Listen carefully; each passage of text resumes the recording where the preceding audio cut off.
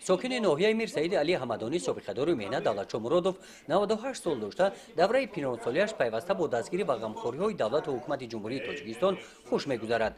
دولتشاه مرادوف در برقرارکنی و آبادانی این ناحیه سهمی ارزنده گذاشته امروز مصلحتچی جوانان است. بخشیده به نوروز خجستپای کمیته اجرایی حزب خلقی دموکراتیک تاجیکستان در ناحیه میر سعید علی حمدانی در همبستگی با مقامات اجرایی حکومت دولتی این ناحیه به ایادت دولتشاه مرادوف آمده به او تحفه ادانه تقدیم نمودند.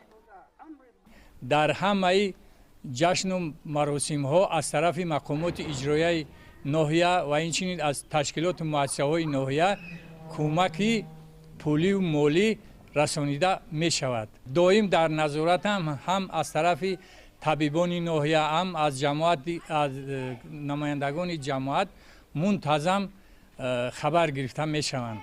در پرتو دستور و هدایت‌ها و سفارش‌های پیشوای ملت، پرزیدنت جمهوری تاجیکستان محترم امامعلی رحمان، کمیته اجرایی حزب خلقی دموکراتیک تاجیکستان و مقامات اجرایی حکومت دولتی ناحیه با ایادت 8 نفر ساکنان کهنسال ناحیه رفته بخشیده به فرارسی نوروز آنها را تبریک گفته تحفه‌های پولی تقدیم نمودند. همچنین در این روز طبق نقشه مقامات اجرایی حکومت دولتی ناحیه با دستگیری صاحبکاران با عائله‌های نیازمند و شخصان یکه و تنها کمک‌های یک وقته اجتماعی رسانیده شدند.